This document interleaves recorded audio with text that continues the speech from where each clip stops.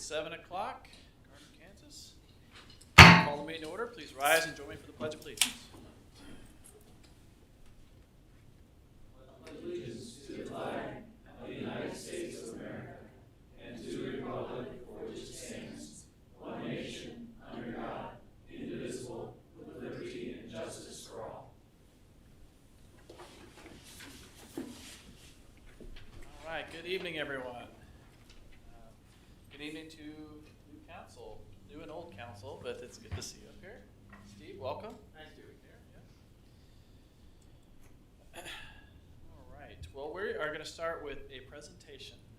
Opportunity funding. This will be the chamber. Jason, if you'd like to come up and say a few words. Jim, do we have the slideshow already here, or do we need to provide that? Okay. Is it something we can do if I've got it? We're really going to put you in. Yeah.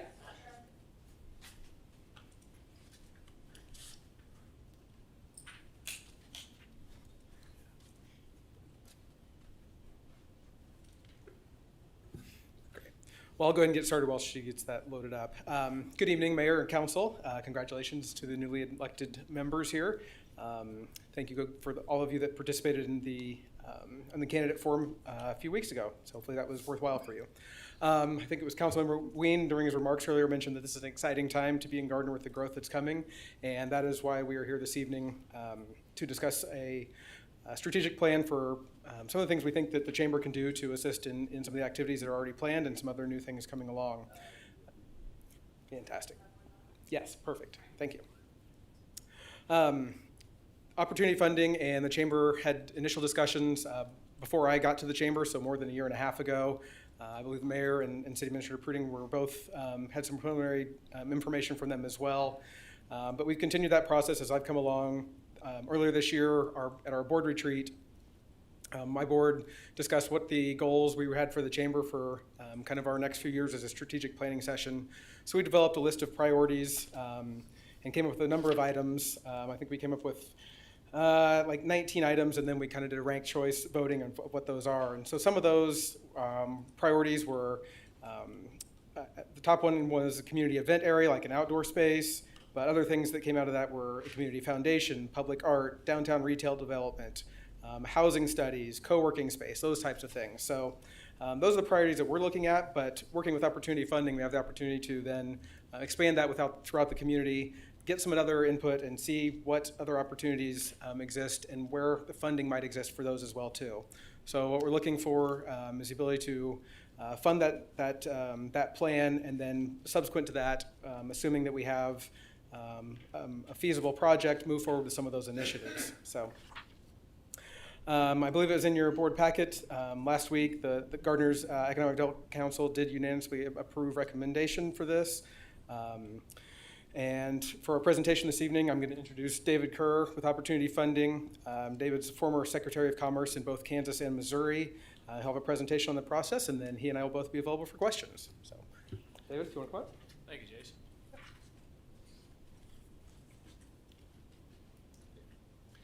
Thank you, Jason, and Mr. Mayor and members of the council, thank you for giving us the opportunity to be here tonight. I am David Kerr, and I am the Senior Project Director for Opportunity Funding. Opportunity Funding is an organization that is based out of Topeka, Kansas. Our owner and primary principal is Doug Kinzinger, who has spent 45 years in the world of economic development. About 8 years ago, he took over this company, and he has been working with local, regional, small, Midwest companies in doing this type of work. Also on our team is John Cohen, who is for 10 years was in fact the president of the Ottawa Chamber of Commerce. Lyle Butler, who has spent his entire life in economic development and spent the last 20 to 25 years, he recently retired, as the chief executive of the Manhattan Chamber of Commerce. I'm David Kerr. I'm here, I live in St. Louis, but before you get concerned that I'm from Missouri, please understand that I'm a native Kansan. I actually went to high school in Bonner Springs, graduate of Avila University right here in Kansas City.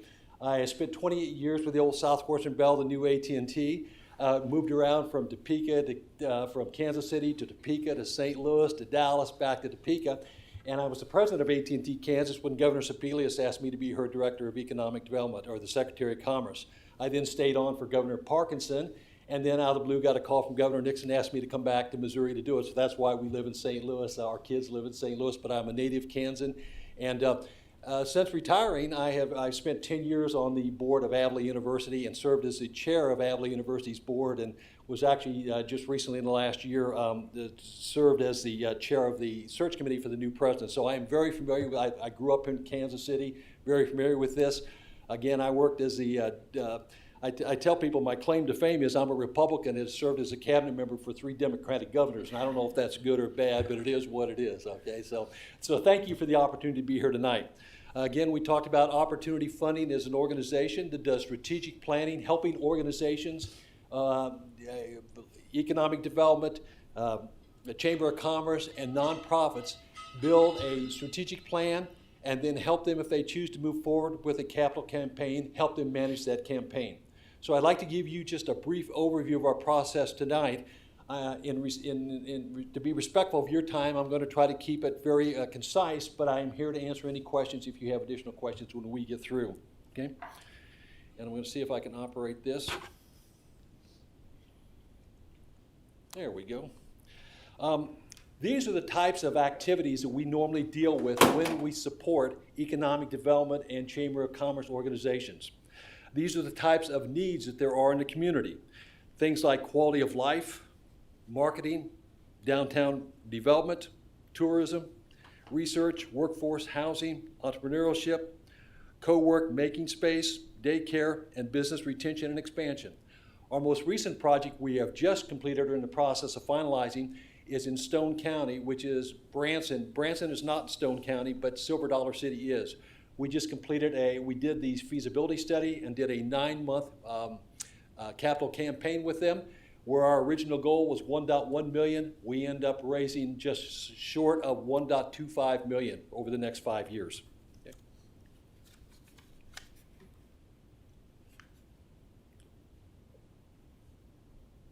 Okay. This is really an overview of our process, and there are really 2 phases to this. If you look at the column on the left, which is the feasibility study and goal assessment, that is what we're here to talk about today and tonight. If in fact at the end of that process you decide to move forward, or the chamber decides to move forward with a capital campaign, that would be all the columns to the right. So I will be glad to answer any questions you might have about a capital campaign, but I'm going to really restrict my comments tonight to the feasibility study so I can stay brief and to the point. But again, would be glad to answer any questions you might have about a capital campaign if the chamber decides to move forward with that. So you can kind of see the processes. The feasibility study is about a 90-day process where we work in concert with the chamber to do a feasibility study. We engage 60 local community leaders in terms of politicians, business leaders, and community leaders to get their input into the process and to determine how they feel about what's being proposed. We then take all that feedback that we get from those 60 individuals and help the community refine their plan. So we start out with a strategic plan, or what we call a draft prospectus, and that is something that we don't write, but actually the chamber would write, but we would help them support that in terms of developing that strategic plan. We present that to these 60 people, and they give us their input in terms of how they feel about that. Okay, so I'd like to step through some of the initial steps that we do in that feasibility study. The first thing we do is we work with the chamber, and they really come up with a list of 80 potential interviewees. Out of those 80, we try to identify 60, and we do a 1-hour survey. We have about 20 questions. We ask them, they're all the same questions, to get their feedback. We present them with that draft perspective or that draft strategic plan, and we go through it in great detail to us. How do you feel about this? Is there anything you change? Have they hit the right market? Are we heading in the right direction? And we take all that feedback. So we have that draft prospectus. We also give them an investment table.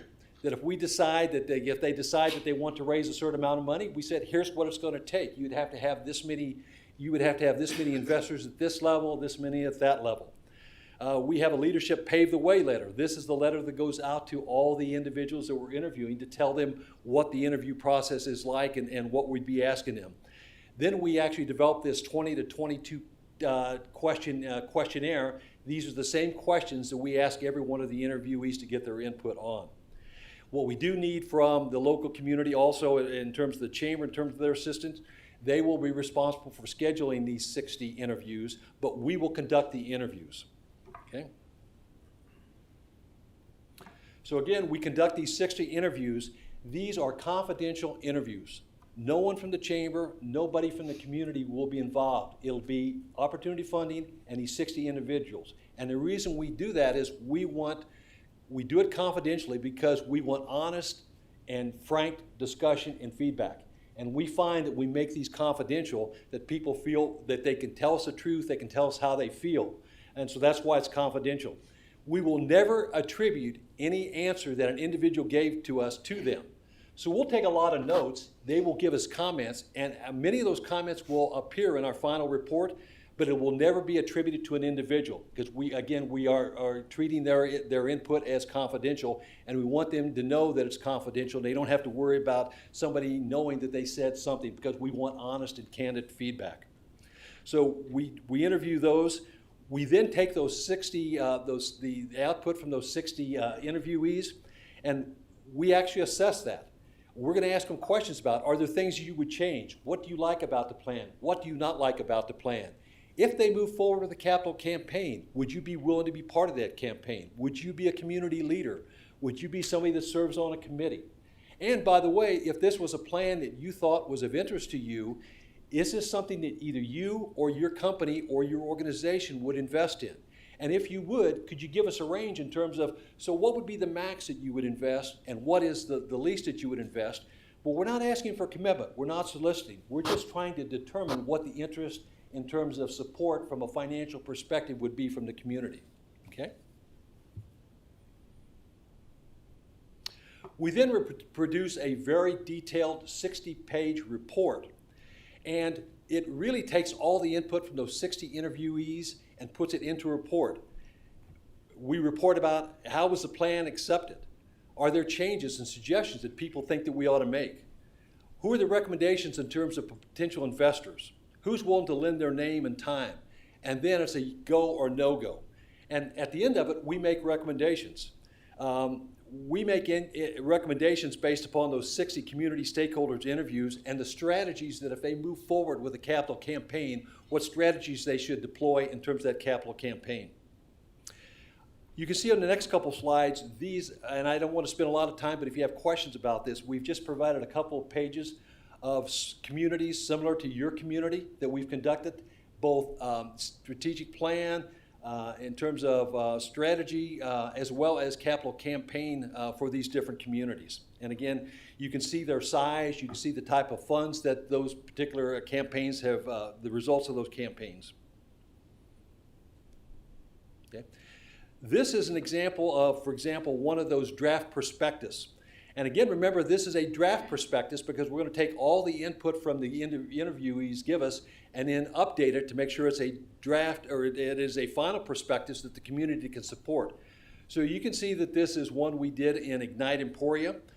Their goal was about 1.5 million. They have a population in Emporia of 24,343, so it's not too much dissimilar from your community.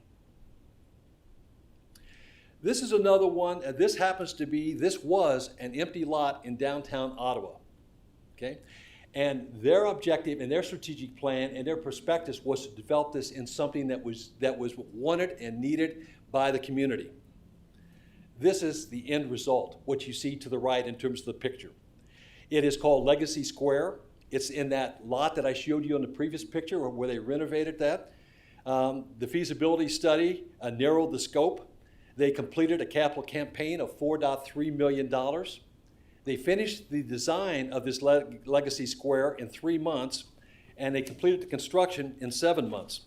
And what they actually use this facility for is they use a facility for farmers market, for vendor market, for arts fairs, for family reunions, for food truck festivals, and when it's not in use, they use it for covered parking for businesses in the downtown area of Ottawa.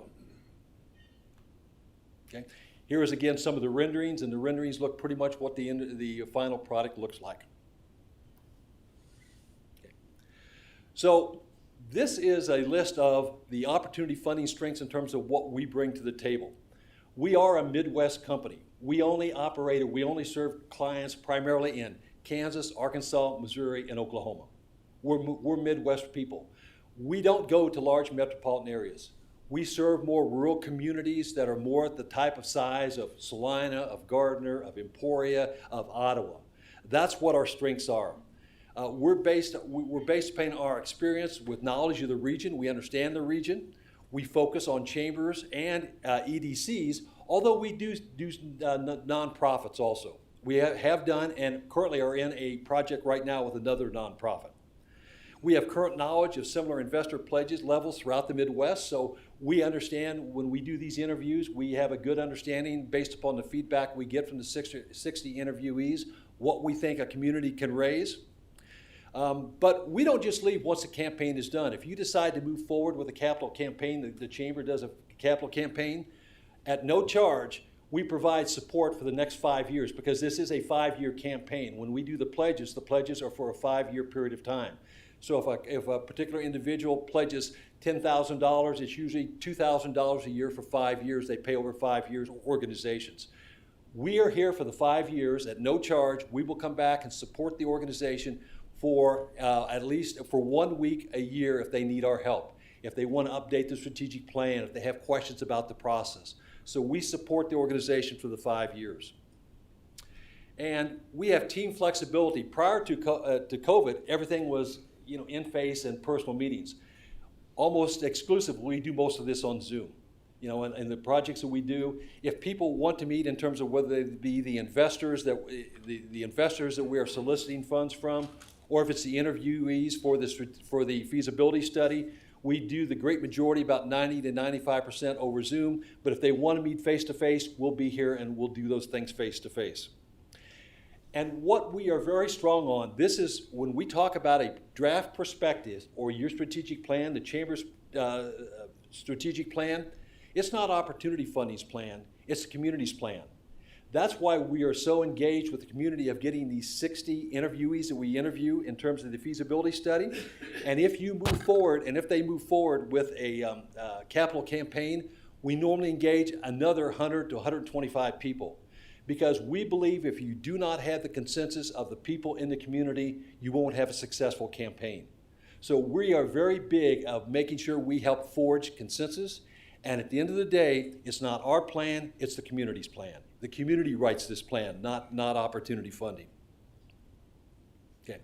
So for the feasibility study, our costs are, we charge a one-time charge of $30,000. The only other expense that you would have is for transportation, lodging, mileage, and per diem, if in fact we do the work here and have to travel to come and do the work here. If we do it remotely, there's no additional charge in terms of those expenses. One other expense that there is in that, and we do cap that at $5,000, by the way, no more than $5,000. But what's also an additional expense that's not included is we provide an economic impact report. We have a company out of Austin, Texas that is nationally renowned, and they will actually do an economic impact saying, if you raise this amount of money for these projects, here's the impact this is going to have to individual market segments and businesses and organizations within your community. It'll tell you the rate of return that if you raise those funds, what the economic impact that will have on your community. And that is an overview of the process. Again, I'd be glad to answer any questions you have about the feasibility study part of the process, or if you have questions about the capital campaign, if they choose to move forward, I'd be glad to answer those questions. Thank you, Dave. Jim, I didn't know if you wanted to just say a few words on financing of this and where it would come from and those things. I can do it with the business side. Oh, Do business number 2, but I can do it now. maybe just, why don't you just say a few words? Okay, so the city's Economic Development Council met and got a truncated version of this presentation and information from Jason. And there's really 2 things we look at. One is the value of what we're spending the transient guest tax on, and 2 is whether it's consistent with the purpose of transient guest tax funds. And we believe that this was, that a $30,000 investment from the fund has a great prospect of bringing a lot of additional money and development into the city. So this will be an MOU with the Chamber of Commerce, who will execute directly with opportunity funding, so it'd be a transfer of funds from the city to the Chamber of Commerce, who would then pay opportunity funding. Did you want to speak at all about the monthly beyond that, or beyond the 30,000, or do we want to get into that now? Or Jason, I don't know if you want to. My understanding is we were capped at 30, and that's all that's being asked for. Okay. Is this over and above the commitment that we do on an annual basis to the chamber? Yes. Yep. You talked about that ROI, and I will give you the most recent example. We're just completing this project down in Stone County, which is down by Branson. Branson is not in Stone County, but Silver Dollar City is in Stone County. We just completed the process down there, and we raised just short of $1,250,000. And the economic impact showed that between businesses, local, and local taxing entities, a return over the first 15 years of the process of in the neighborhood of $9 to $11 million. So they will invest. In their particular case, both in terms of feasibility study as well as a capital campaign about $200,000. We've raised almost $1.25 million, and the economic impact over the first 15 years is between $9 and $11 million. I totally agree with ROI generating projects such as opportunity funding is bringing forward. Question I had is really more around how this would dovetail with some of the projects that we're doing or that we have plans for, which, Destination Downtown is the immediate thing that comes to mind, and what kind of partnership or development opportunities that might come from that. So, Yeah, I mean, I think that is the purpose of going through this process is, I don't see that this is useful if we're not partnering with the city and doing those projects. There's no reason for the chamber to proceed in one direction and the city's proceeding in another. So I think this has helped generating what that additional support in the community is going to be, and then some funding behind that so what that can happen. So I know I kind of rattled through them, but downtown, there were multiple items from my board that were high priorities that were downtown based. Yep. And then really the genesis of that was, we talked about the Destination Downtown plan, and so what pieces of that can we help support and move forward? Like the to do farmer's that? So, market, for yeah, I example. mean, I definitely look at this as a partnership between the city and the chamber as far as Sure. what we can do to advance those projects. and funding's always been the biggest issue, so that makes Right. sense that we would move in this direction. Yeah. Any other questions, Mark? I'll piggyback on your question. So you mentioned the monthly after this. So this is for the feasibility study, what we're voting on tonight. And then if it comes back and it's favorable, then we can entertain the capital campaign, in which then there's additional funding, and the chamber would fund most of that. It depends on how long it is, right? But there may be additional funding from the city. So just FYI. I'm assuming that transient guest tax funds might be That's what would be utilized used. for that. So that would be an ongoing All of expense it. over and above our funding commitment to the chamber again. Correct. Yep. So if this is a partnership between opportunity funding and the Chamber of Commerce, is any part of our city staff, other than writing the check to the chamber to pay for it, a part of the dialogue between opportunity funding, or is it a chamber and opportunity funding situation and we're kind of more hands-off but partnered? Yeah, so I think there's two answers. I'll say it this way. One, there's no more obligation for city staff at that point. But I think it's obvious that some of the staff, members of the council, would be people that we want on that interview committee as well, or interview list, obviously. So in that regard, yes, be some, hopefully the participation, I think most of you be willing to provide those opinions and input as well too. But so who that is exactly, we'll kind of determine. We'll work with them on the list of not getting too much of the same, so we get a variety, but there isn't an obligation other than participation. And again, in all of our campaigns, we do include members of the elected officials. We don't necessarily do all the commission. We normally do a mayor and one or two, but again, we think it's very important that the elected officials have input into the process. All right. Any other questions? This is just the presentation portion of it. Thank All right. you. Well, thank you very much, Dave. Thank you. Thank you, Jason.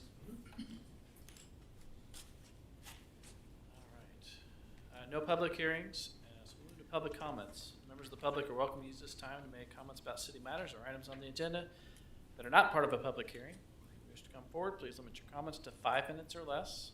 5-minute time clock on your left. No profanity, no personal attacks. With that being said, come forward, state your name and address for the record, and the podium is now open. Pam, Here I am. welcome. My name is Pamela Harkins. I live at 445 East Shawnee, Gardner, Kansas. I'm on a campaign to save the light.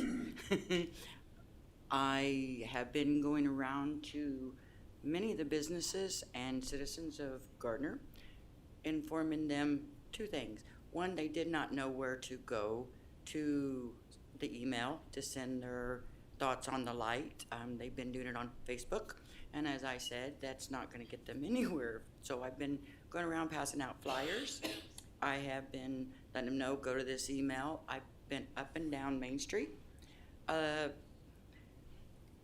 guess I'm just more informed, but there's a lot of people that have no idea what's going on with that light. They honestly think it's getting ready to be turned back on. So I was talking to them, and they all want the light on. And as I've told them, you got to go to this email.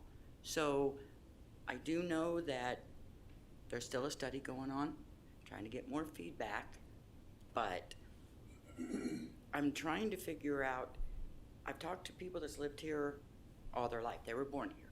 They don't know the exact year, but they know why that light went in, and it was the businesses on that corner that wanted that light there. That was many, many years ago. Our town has grown in population. Our town has, the traffic is horrendous because it's also the intermodal. It's just people's moved here. So the traffic is a lot, so I'm trying to figure out if the light was needed back then when we were a little small town, why is the light not deemed necessary today? And people are going, well, who needs the light? Well, there's many people. Those businesses need that light, and the people that live in the neighborhood behind there. We have 2 lighted intersections to get out onto Main Street.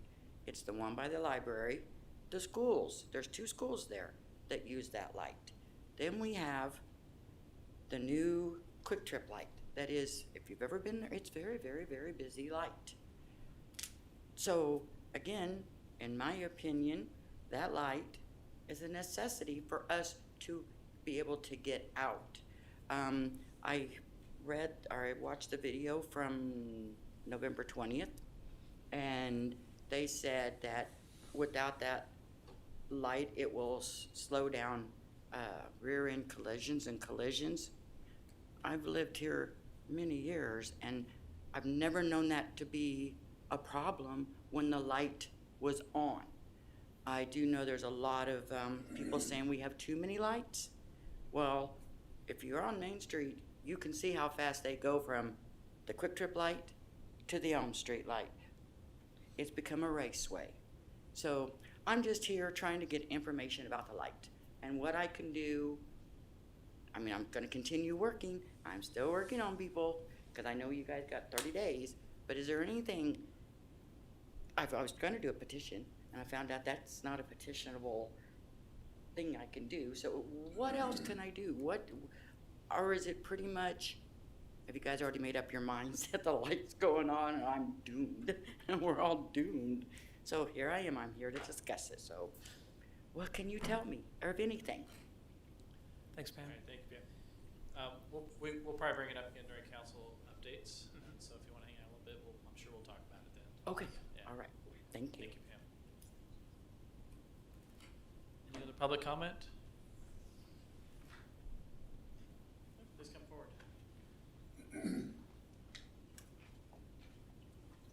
If you'd state your name and address for the record.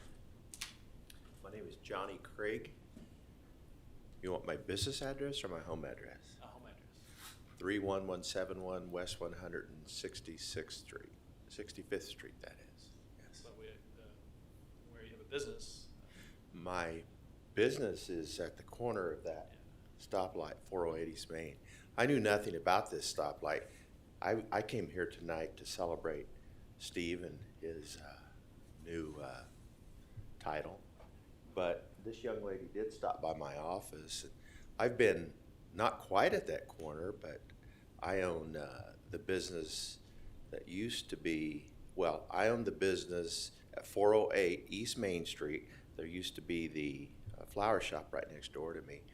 I've been there for 26 years, and I knew nothing about this light, but it is a little bit concerning if they're not going to put the light back in. I guess I say that only from the point of view I had no idea it was not going to be put back in. And that may be, if you will, my lack of spending the time to understand everything that's going on in the community, but I have a lot going on running a small business. But I don't know what the protocol here is. First time I've ever stood up in one of these meetings. Thank you. That being said, if there's 30 days left for you to make a decision, and I'm uninformed, how many other people are uninformed? Now, I did hear it said that it's $300,000 to install that light. It would require new technology. I understand overhead, but I would like to know a little bit more. That's my statement. All right, thank you, John. Thank you. All right, any other public comment? All right, that means no more public comment. We will move to consent agenda. Is there an item on the consent agenda council would like to remove? Is there a motion to approve consent agenda? So moved. Second. Motion Shoot, second Deaton. We approve consent agenda. All in favor? Aye. All opposed? Abstain? Consent agenda passes. No planning and zoning consent, no committee recommendations, no old business. Move to new business. New business item number 1, consider authorizing the execution of an amendment to the professional services agreement with George Butler Associates Incorporated, GBA, for the design of the Cedar Niles Lift Station Improvements Project. Goss.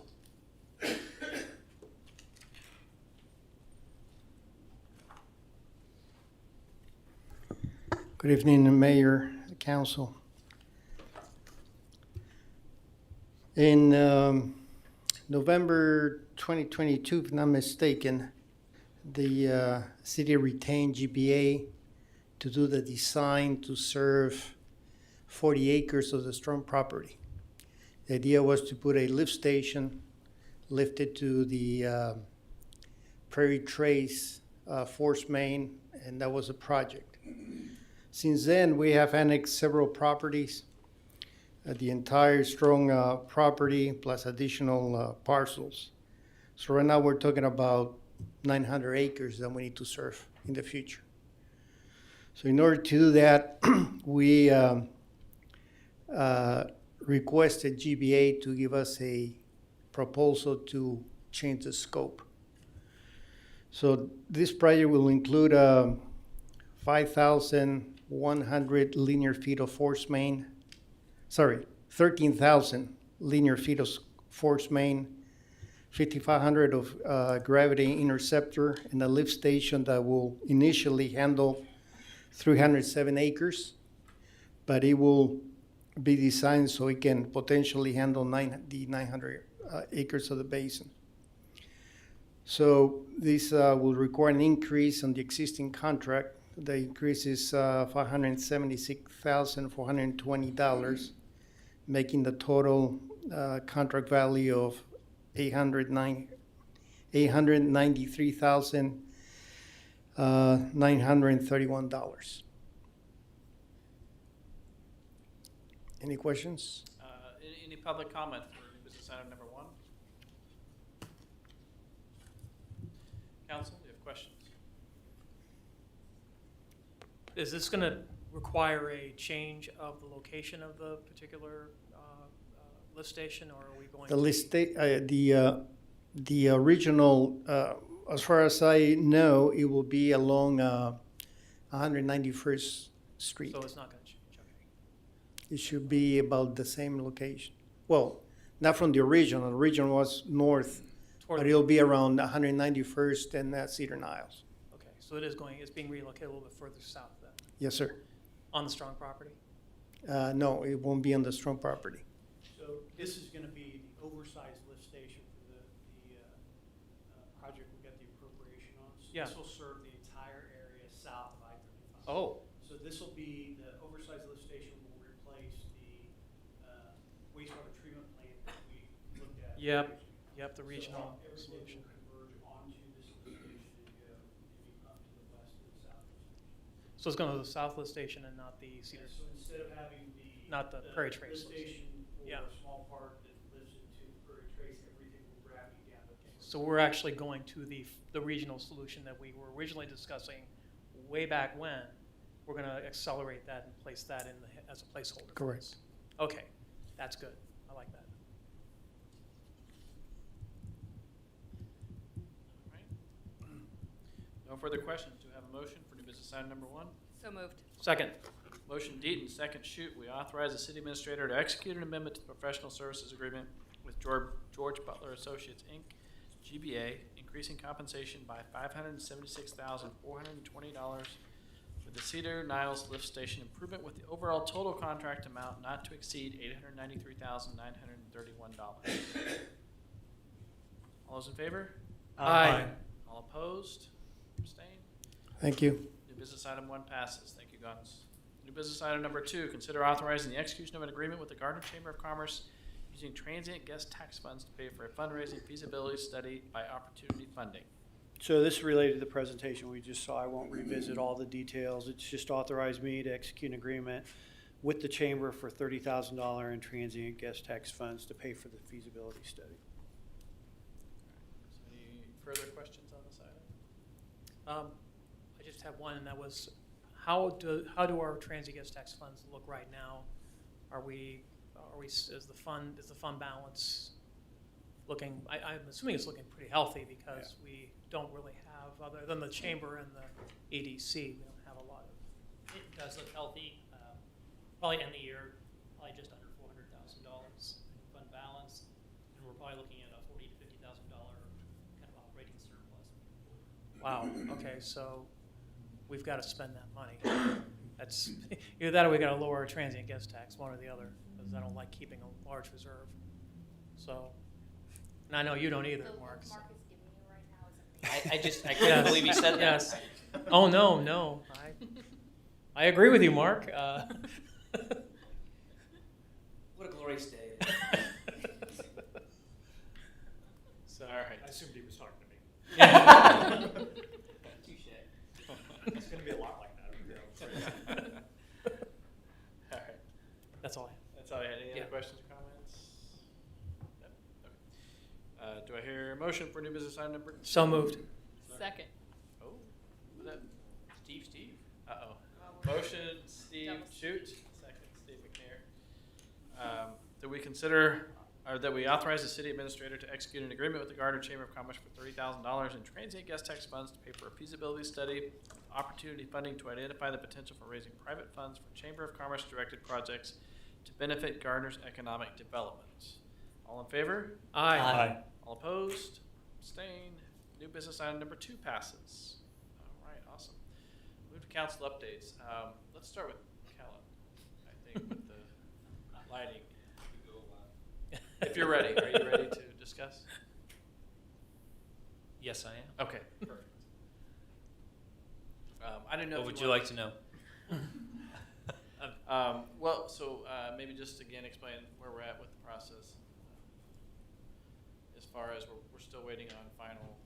Okay. Do you want any background of why we are looking at the light to start with? Or? You might as well, yeah, if you would. Okay. So originally, this light or this traffic signal, as part of the Main Street project, we knew we were going to have to do some work to that signal to bring it back up to existing standards. It's fairly old. Most of the components are reaching end of life and are out of date. It requires updates to the pedestrian crossing signals and things to meet ADA standards, things like that. Needs a new controller, really needs new signal arms. So it's pretty much a complete replacement. As we looked at that, staff kind of recommended to take a look at the traffic counts in at that intersection and really kind of figure out why was it there in the first place? Did it meet any of the engineering standards required or metrics that you would use to determine whether a signal needed to be at that intersection? We don't have good records of why that signal was put in the first place. Best we can tell, it was put in along with a KDOT project when the Main Street was widened and things like that. And so without kind of the background of why the light was there, thought it was a good idea to do a study to determine whether it was necessary. From an engineering standpoint, from the draft report that we received, it doesn't meet any signal warrants. That just means that it doesn't automatically go, hey, this really needs a light. From a perspective of removing a signal that is existing, typically along with that study, you would have about a 90-day period for public input. That kind of 90-day period, we aim to start when the project was completed and the traffic returned to its current state, so kind of a steady state traffic. That was about mid-September. So the kind of 90-day period ends sometime in the middle of December. We kind of pushed it to the end of the month just to make sure there was time for receiving public comment. We've received quite a few. We're going to compile those comments along with the rest of the draft study, and we would aim to probably have our traffic consultant do a presentation probably the mid-January meeting. It gives them time to finalize the draft or finalize the report and get all the public comments together. So public comments, and the best way for public comments to, I believe that I saw Facebook. I believe it was put out by Danica through our website. We can try to get that out as well as we can. Council, Well, for the first time, you looked at me first. Usually it's Mark. So, Mark Baldwin, sorry, or Mark Wayne. Anybody on that side? Okay. The question I had really, Kellner's around. It really becomes a cost-benefit decision more than anything else. It's going to cost some money to get that traffic signal replaced, and it's also got to be part of that interconnect. It's going to have that kind of timing or sensor type of setup for the newer lights that are going to be going in as part of that project. Because I think we're also replacing Elm Street, correct? As part of that? We're interconnecting Elm Street. That one also needs replaced at Yeah. some point in the near future. Yeah. So this will probably be part of a larger project to get that done. If we decide to go forward with replacing that light instead of just turning it off. Could be, yes. But still, even with that, it's going to be a $250,000 or so replacement cost. Yes. The other question is if you've ever been down around that light at Mulberry, the businesses that are at that intersection, specifically Big O Tires, Napa, and Celebrity Subs, very, very small distances between those businesses and the street. And in the case of Celebrity, you're backing out of the parking space and you're almost onto Main Street. So that's a little bit of a concern that I have looking at that intersection. And I don't know if that would be part of the warrant process. I don't think it is. It is not. Yeah, so that's Those a entrances consideration. don't meet either ours or KDOT's access standards. So Correct. They're just atypical. Absolutely. I think that whole intersection is atypical It is. in a lot of ways. So I don't know if we can just go solely on KDOT warrants. If there are businesses and individuals that live in that area, I think it would behoove them, as Pam said when she came up for her comments, to make your voices heard on. I think email would be a better way to go than anything else. Is there an email address that they could send inquiries into for that? Yeah, I think it's engineering@gardnerkansas.gov. It's in the Facebook post. Engineering? And on the website of exactly where to Okay, email your comments. engineering@gardnerkansas.gov. I'm like 90%. That should be the right one. That Okay. basically goes to the entire engineering staff. So yeah, citizen input is critical, and I was a little bit concerned that local businessmen come up and said, I really didn't even know this was happening. So Yes. Yeah, I don't please. know protocol, but again, I just happened to show up here, having been on that corner now for 20 years. If you want to come up to I the, was gonna say, to you the come mic, up to the mic. absolutely. Having been on the corner for 20 years, it has been difficult getting in and out from my parking lot onto Main Street. Now, it looks much more beautiful with the investment that's been made, although I lost one of my entrance and exits. And it's not too bad getting out, but people are racing back and forth. And it is a concern that as the community grows, that if the light isn't there, not only am I going to have a hard time getting in and out, but I worry about people walking across the street because there is a lot of traffic. And again, I don't, I'm not kind of trying to cause any challenges here because I just showed up, but I'd be very interested in knowing what your study's all about. Not just at the stoplight, but is the study done at the four corners, or is it from one street corner to another as well? So the study looks at turning movements from all four of the roads that are intersecting there, as well as does pedestrian bicycle use counts. So it does include kind of comprehensive transportation information regarding the intersection. Okay. Then I know, again, I have a window that I look out of the world at, and I have for 20 years now, watching Big O's and the traffic that they have and the big vehicles that come in and all. So I'm not trying to put a damper on whether or not you are going to invest in this light, but $300,000 doesn't seem like a whole lot for a cost of a life, which if there isn't a stoplight and that traffic continues to at a very rapid pace go east and west, then I'd love to see your study. Certainly. Thank you. Did you have a comment though? I saw you bow down when I. He's our legal counsel, just, Okay. All right, thank you. thank you.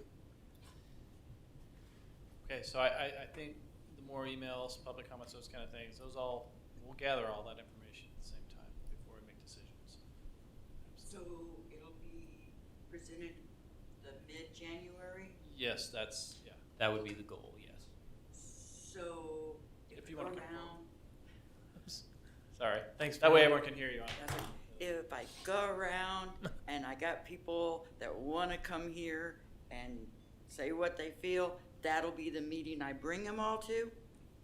Okay. Yes, that would be. Just conferring with Yep. that, Be the because second I meeting. heard this or that, we're not sure which meeting it was gonna be, so the middle one is where it's all gonna That's, happen, right? So we will make an announcement, but just to confirm, the Thursday before the Monday meeting, the agenda goes out to the public and you look for it on the agenda. Well, what I'm finding out, and again, I know this world is busy and people are busy, I gotta give people, so I'm going to tell them that that's the meeting unless they hear back from me, because they gotta get babysitters, they gotta do this and this, so I'm gonna say that meeting, and I will keep paid attention to what's going on, okay? Great. Thanks, Pam. Thank you, guys. Thank you. Thank you, Kellen. Do you have anything else? Updates? No. All right. Thanks, Kellen. It's right on the spot there. Dave, did you have anything? Dave, no?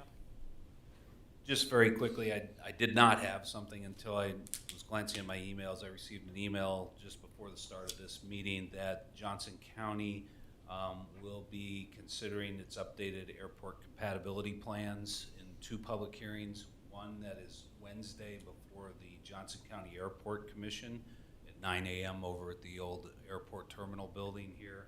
And then the second one is with the Johnson County Planning Commission on Tuesday, December 19th at 5:45 p.m. as part of their regular meeting. So just thought I'd bring you up to date on those. That just came across my desk. So. All right. Thank you, Dave. Gons? Utilities?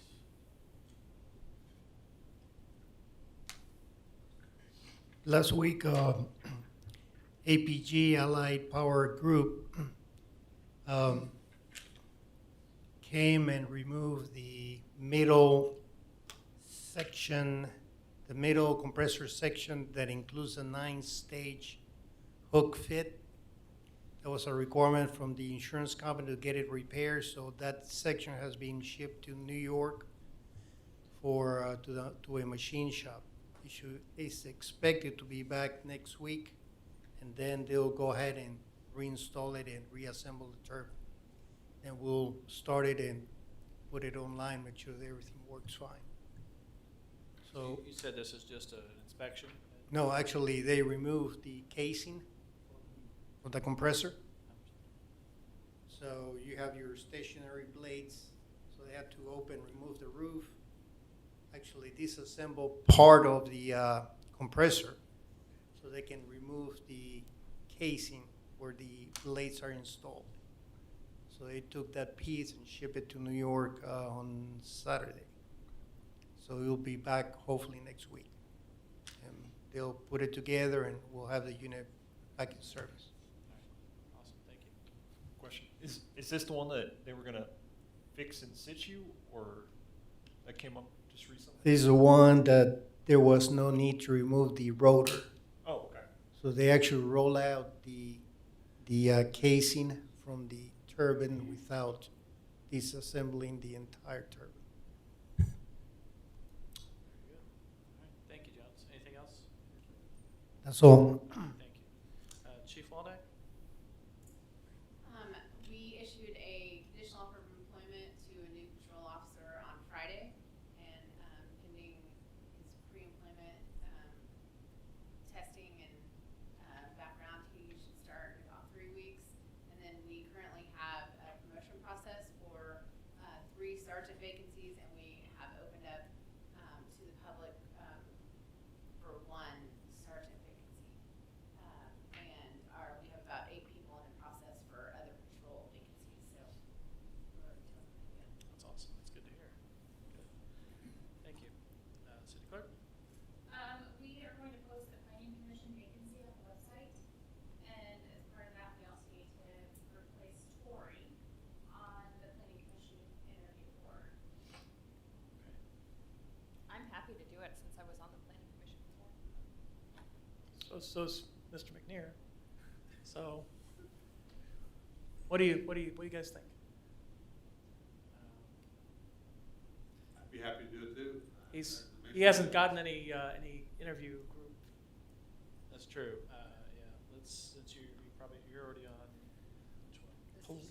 Please send. Yeah, if everyone would be okay, Steve being on this one?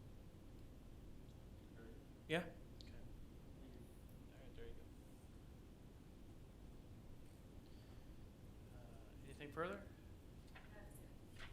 Matt, Finance? City Attorney? Nothing from me. City Administrator? So as a reminder, some of you may not even gotten this notice, KDOT is doing a public information meeting tomorrow at Brown House.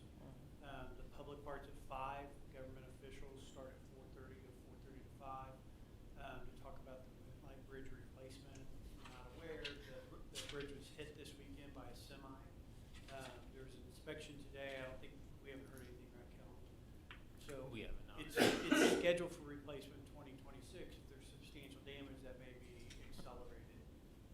So it's just odd timing that happened right before this meeting, but the local engineers are going to be presenting the project and getting public feedback tomorrow. Thank you, Jim. All right, Councilmember Deaton. Nothing tonight, thank you. Councilmember McNair, welcome. Thank you. Nothing tonight. Wayne. I do have one question. The sidewalk work that's going on just outside the building, do we have a time frame that we're going to be done? What the status is? KDOT has accepted the project and has directed the contractor to remove the traffic control. And we're waiting. Anything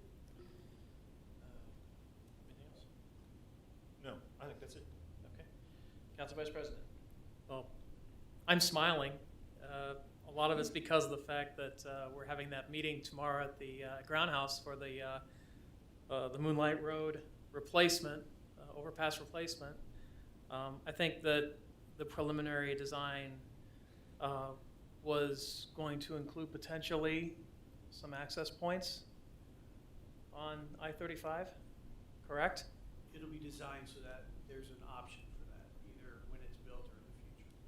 Okay, so for those people who are interested in the Moonlight Road interchange at I-35, so you don't have to worry about the rail traffic of Moonlight in Maine, it might behoove you to go out there tomorrow to take a look and see what are on the plans for that. And if that replacement is sooner rather than later, it should be nice to have a third access point off the interstate to Gardner. I've only been working on that for like a decade, so so I'd like to see that happen. So I would mention that the KDOT project is just for the bridge. Any additional expense at that would be location on would be on the city. on the city, absolutely. I understand that, but something is I think it's worth our while. It also opens up several thousand acres of land for development on the other side of I-35. So take that for what it is, but I think that that's a big opportunity for us. So that's all I had. Thanks, Steve. Council President? I just wanted to say welcome to our newly elected members. I know we had 2 appointees, but newly elected. Yes. So all 3 of you. And, Fully elected council for the first time in a long time. Yeah. Yeah. Sure. Several years. So welcome everyone, and we'll enjoy our time together. Well, Yeah, you sounded so enthusiastic Yeah. about that. You Mark guys know me that, too mark well. that, come back in a year. you know he's just going to say no. Let's just be open about that. That's all. All right. And I just wanted to give a shout out to Parks Department Yep. and Danica and everyone who was involved. There's lots of hands from the city involved in the Christmas at the park. And the parade. And the parade. parade. Yep, absolutely. Everything came together really well for that, for the Christmas, and then the parade was awesome as well, to honor the state champion cross-country team and state champion football team. So a lot of stuff happening in Gardner. It's a great place to be, isn't it? Right? Yes, it is. Yes, it is. So that's all I had. But we do have an executive session. So is there a motion to enter into executive session? So moved. Second. Motion Shoot, second Deaton. We recess into executive session to discuss matters attorney-client privilege pursuant to KSA 75-4319B2, beginning at it's 7:58 p.m. 15 minutes. Returning at 8:13 p.m. Should always give yourself. Yeah, well, 15 sounds right. So, all in favor? Aye. Aye. All opposed? Abstain?